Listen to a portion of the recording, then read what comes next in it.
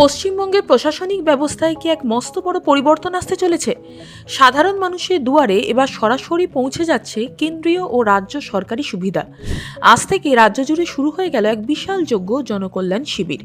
শুধু তাই নয়, অন্নপূর্ণা ভাণ্ডার প্রকল্প নিয়ে এলো কোটি কোটি মহিলার জন্য বড় সুখবর। আর পর্যটকদের জন্য দীঘা ভ্রমণে যুক্ত হলো এক ঐতিহাসিক বদল। সেই সাথে বাঙালির প্রিয় দীঘার জন্য আসতে চলেছে বন্দে ভারত এক্সপ্রেসের বড় ইঙ্গিত। আজকের ভিডিওতে আমরা জানব মুখ্যমন্ত্রী শুভেন্দু অধিকারীর এই তিনটে বড় ঘোষণা কিভাবে বদলে দিতে চলেছে বাংলার আম জনতার জীবন। আপনি যদি পশ্চিমবঙ্গের বাসিন্দা হয়ে থাকেন তবে এই ভিডিওটি অবশ্যই স্কিপ করবেন না। প্রথম এবং সবচেয়ে বড় আপডেটটি হলো জনকল্যাণ শিবির। আজ থেকে পুরো রাজ্য জুড়ে আগামী 3 দিনের জন্য শুরু হয়েছে এই বিশেষ প্রশাসনিক শিবির। আর এই অভিযানের সূচনা করতে খোদ মুখ্যমন্ত্রী শুভেন্দু অধিকারী পৌঁছে গিয়েছিলেন নন্দীগ্রামে। কিন্তু কি এই জনকল্যাণ শিবির? সাধারণ মানুষের কি লাভ হবে এতে? সহজ কথায় বলতে গেলে এটি হলো একটি সিঙ্গেল উইন্ডো বা এক জানলা ব্যবস্থা। আগে যে সমস্ত সরকারি কাজের জন্য আপনাকে দিনের পর দিন বিভিন্ন দপ্তরে চক্কর কাটতে হতো, এখন তা হবে এক ছাদের তলায়। এই শিবিরের মূল লক্ষ্য হলো আয়ুষ্মান ভারতের মতন অত্যন্ত জরুরি কেন্দ্রীয় স্বাস্থ্য বীমা এবং রাজ্যের নিজস্ব অন্নপূর্ণা ভাণ্ডার প্রকল্পের সুবিধা সরাসরি মানুষের হাতের মুঠোয় পৌঁছে দেওয়া। কোনো রকম হয়রানি ছাড়াই সাধারণ মানুষ যাতে নিজেদের নাম নথিভুক্ত করতে পারেন, তার জন্যই সরকারের এই মেগা উদ্যোগ। এবার আসছি মা বোনেদের জন্য আজকের সবচেয়ে খুশির খবর। রাজ্যের আর্থিক অনুদান প্রকল্প অন্নপূর্ণা ভাণ্ডার নিয়ে আজ এক বিরাট পরিসংখ্যান সামনে এনেছেন মুখ্যমন্ত্রী।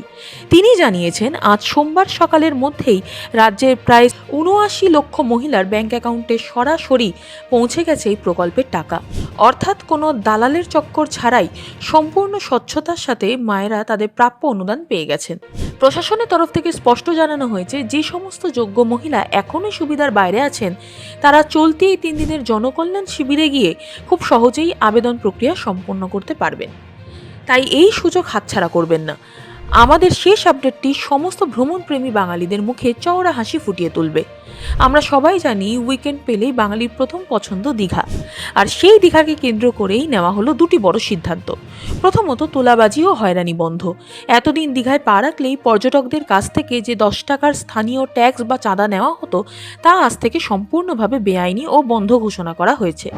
এবার থেকে পর্যটকরা কোনো রকম বাড়তি টাকা বা হয়রানি ছাড়াই শান্তিতে ঘুরতে পারবেন। দ্বিতীয়ত, হাওড়া দীঘা বন্দে ভারত এক্সপ্রেস রেল যোগাযোগের ক্ষেত্রে একটা বড় খবর এসেছে। নন্দকুমার থেকে দীঘা পর্যন্ত ডাবল রেল লাইনের কাজের চূড়ান্ত অনুমোদন দিয়ে দিয়েছে রেল বোর্ড। আর এই ডাবল লাইনের কাজ শেষ হলে খুব দ্রুত ট্র্যাক কাঁপিয়ে ছুটবে হাওড়া দীঘা বন্দে ভারত এক্সপ্রেস।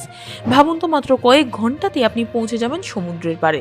এক জানলায় সরকারি পরিষেবা, ৭৯ লক্ষ মহিলার অ্যাকাউন্টে সরাসরি টাকা, আর দীঘার পর্যটনে এই যুগান্তকারী বদল সব মিলিয়ে সপ্তাহের শুরুতেই রাজ্য প্রশাসনের এই অ্যাকশন মোড আপনার কেমন লাগলো? জনকল্যাণ শিবির নিয়ে আপনার এলাকায় কেমন প্রস্তুতি দেখছেন নিচে কমেন্ট বক্সে আমাদের অবশ্যই জানান।